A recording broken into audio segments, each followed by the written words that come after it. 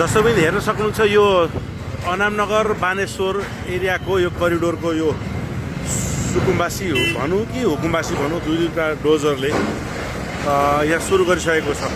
केही छिनमा आजै बिहान नभए भोलि अर्को उता 8 तला बिल्डिङ पनि भत्काउने तयारी गर्दैछ सरकारले। यहाँ बालेनको डोजर चलिराख्दाखेरि यो भिडभाड म तपाईँलाई देखाउन चाहन्छु। क्यामेरामा कैद गर्ने त्यतिकै साथीहरू छन् भने सुरक्षा व्यवस्था निकै नै कडा बनाएको छ। धुलो भयङ्कर उडेको छ। देशैभरिको अहिले उपत्यकाभरिको त कहीँ कतैको पनि अतिक्रमण गरेर बनाएको भवन घर केही पनि बाँकी नराख्ने भएको छ।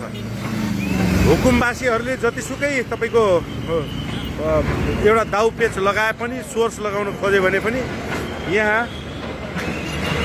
टेर्नेवाला छैन। बालन सरकार स्पष्ट रूपले स्ट्रङली सशक्त रूपले अगाडि बढ्ने सङ्केत देखाएको छ।